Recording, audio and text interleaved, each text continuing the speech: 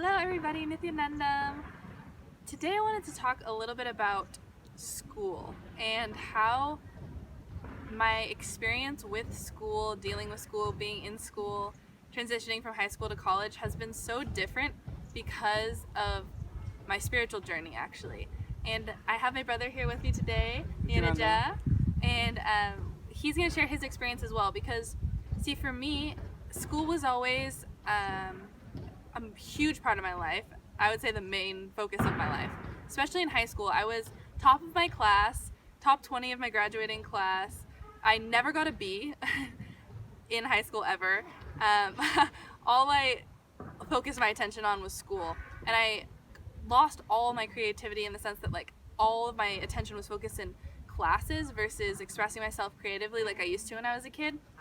But still, I would say that I did feel like I enjoyed school and that it was like my forte. And I kind of fit into that structure pretty well because of my thinking, and I was always just okay with that whole structure and setup. But the one major problem I had was that it brought me so much stress and anxiety. Constantly having anxiety because of school. And it wasn't even that compared to other people, I had it pretty easy in the sense that school comes naturally to me. I don't have to study very much. Naturally, I'm just inclined for that, but it still brought me so much anxiety. The test taking, the whole structure of things, the social aspect, everything. And I just wanted to share how much that has really blossomed and changed because of a few spiritual aspects in my life. So basically, ever since I started university, I go to University of Southern California in Los Angeles, and I'm studying nonprofits basically and social change. So I have a lot of business classes, sociology, international relations, things like that. The coolest thing I can tell you is that in the 3 semesters that I've had in college, I have not taken my finals once. What I mean by that is, I haven't just failed or anything, it's that I have gotten top of my class scores almost every time and taken them earlier or later, really depending on whenever I want to take them, simply because of, number 1, manifesting my reality, and number 2, having Swamiji take my tests for me. And I want to, I'm not kidding when I say that. So for instance, I'll give you one example. Last May, I went to Kumbh Mela in Ujjain, which is this giant spiritual gathering of Hinduism that I got to experience in India, and it was such an incredible experience, but it was during my finals. So I simply was like, I gotta manifest changing all the times of my finals, which is really impossible to do in university for the most part. Sure enough, long story short, got out of all my tests. My teachers let me take them all early, for the most part. Passed with flying colors without even really studying because I was preparing for India.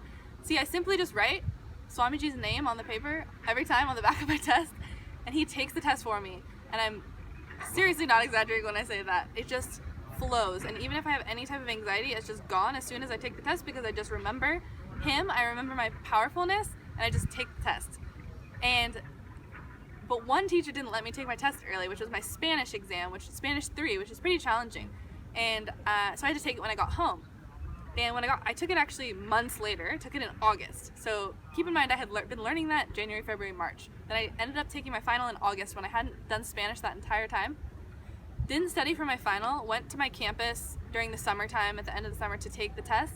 I was like, oh, I don't know how I really felt about that, but we'll see. I got 100% on my exam.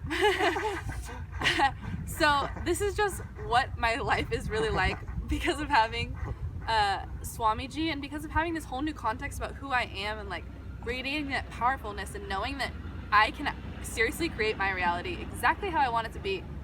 And I want Neeraja, my brother, to just share a little bit about his experience in this because it might address those of you who have felt really disconnected from the school system your entire life and kind of out of it. So essentially, I've had the exact opposite experience of whatever she just said. I was, since I would say maybe 5th grade, I just absolutely despised school. It was the worst thing because the level of intellectual ability that I had was enough so that I didn't have to study until at least high school. So during that whole 5th to 8th grade, it was just a time waste for me in the sense of homework. I absolutely think homework is the stupidest concept ever created.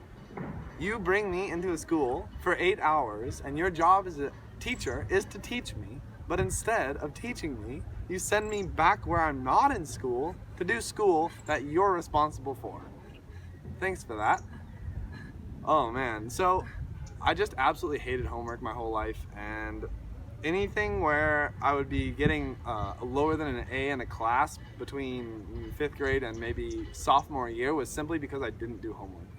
I would find my way around doing it or simply not do it, and it caused some interesting relationships with my teachers.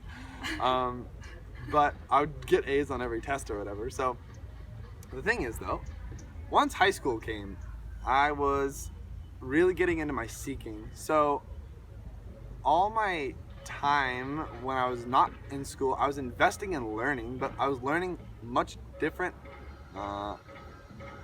subjects than the school system teaches. A lot about self-sustainability, permaculture. I self-studied permaculture for around 3 years, and I did a lot of going to the library and just anything I could read, I would go and find. It's not that I don't like learning, it's that what they were teaching me, I knew I had no use for it. So, for all of you out there who are like this, the funny way I dealt with school once it was more high level, so high school. Once I got into my sophomore year of high school, I knew I hate school. This is not for me at all. I literally would go to class, and every lunch I would go sit in the library with 2-3 people because I hated the social popular bullshit scene. I thought all of this is such stupidity. This whole game, I'm not interested in any of this. So I hung out with a few cool people and sat in a library for an entire year. Then the next year I knew I don't want to be in school. This is stupid. I'm gonna find a way. So my junior and senior year, I actually did independent study, which qualified the prerequisites of the outer world. I got my diploma. I did what I wanted.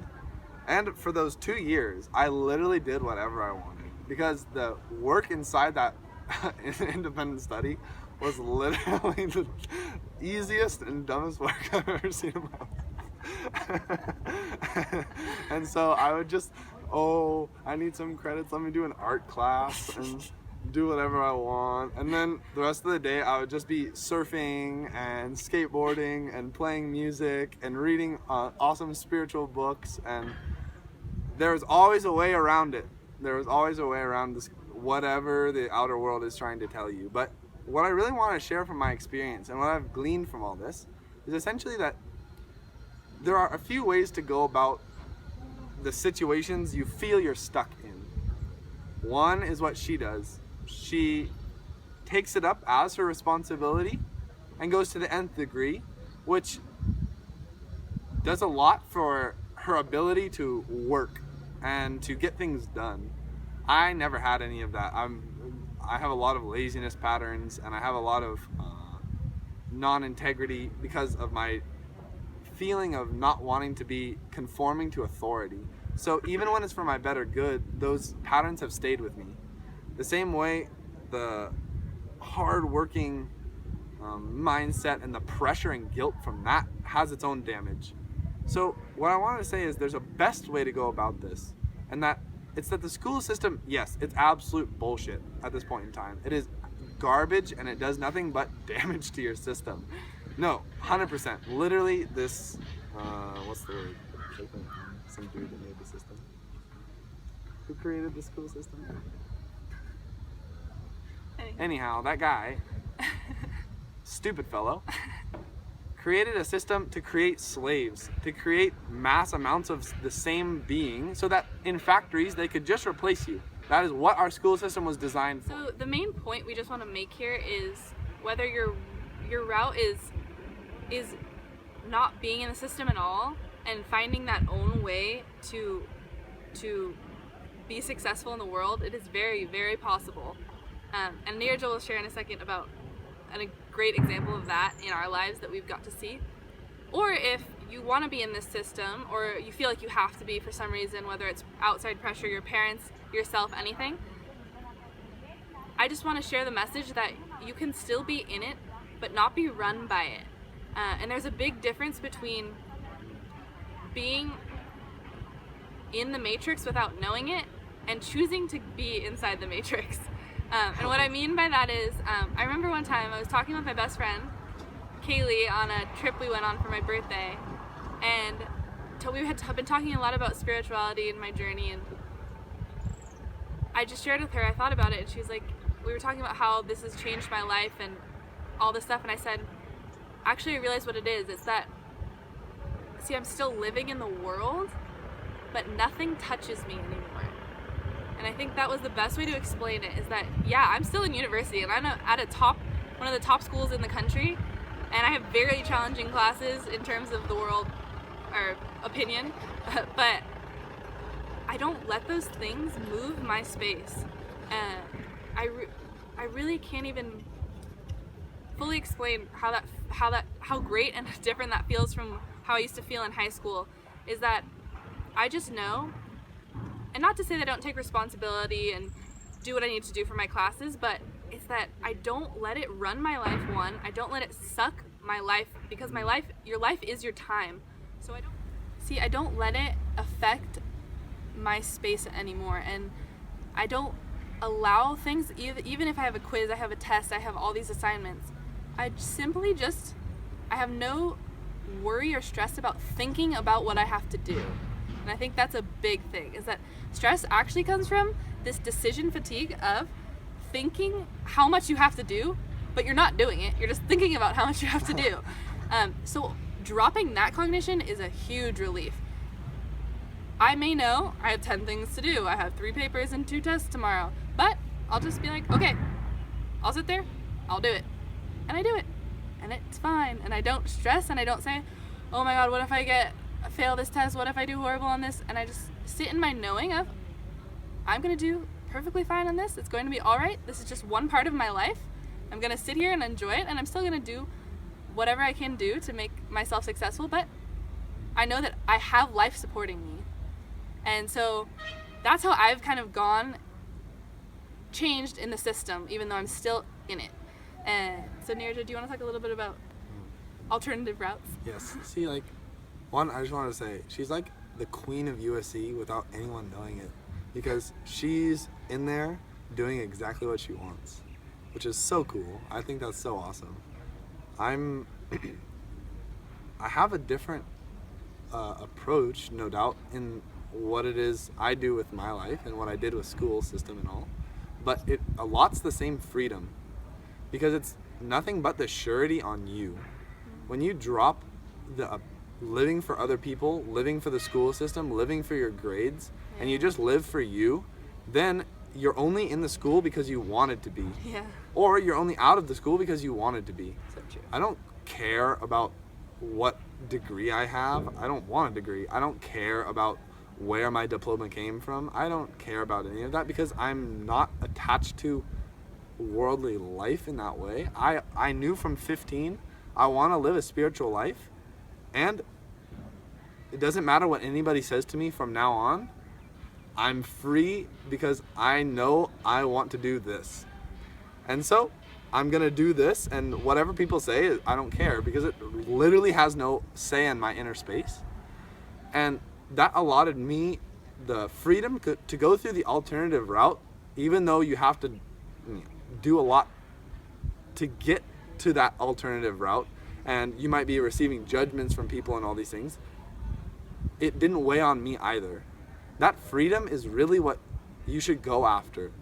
Understand what you want to do in life and make the choice to do it regardless of what anybody says. Your parents are not the makers of your life. Don't let your parents or your teachers or your system or your dean or whatever, don't let anyone dictate your life for you. You are alive and your time is yours. Choose to do with it as you want.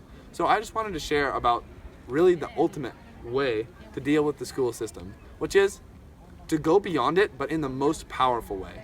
Here in the Nityananda Gurukul, these children, at 11 years old, are taking the exit exams for 12th graders and getting the highest scores, literally 90% of them rank in either extremely above average or genius level IQ as to the systems that measure that way. Why? Because they're living in the breathing space of an incarnation and they're awakening powers. So essentially now, all of them are able to take tests just with their third eye. They sit down, the question is in front of them, and so they scan with their third eye and they write verbatim what the sentence in the book was, and it makes this entire system of school redundant, because all the system of school is today is swallowing some knowledge and then vomiting it back up on another piece of paper and then forgetting it. Yeah. So whether you want to stay in the school system in the US or wherever you live, go an alternative route, finish up the way you need to and be done and start your life and living in your possibility, or if you're young enough or can hopefully possibly send your kids to this best alternative route, which would be going to school in this ancient system of doing things, this gurukul, that will open so many more possibilities than we could ever imagine as not having gone through that. Whatever it is, just live in the space of powerfulness and in the space of freedom. I think that's the main message that we want to say, is just own what you're doing and don't let anything outside of you control or violate your space. So thank you so much for listening, guys, and we'll wrap it up with that, but hopefully you guys can relate to this video, and please let me know if you have any questions about how we did what we did, what we're talking about, anything. So thank you so much for listening. Nithyanandam. Nithyanandam.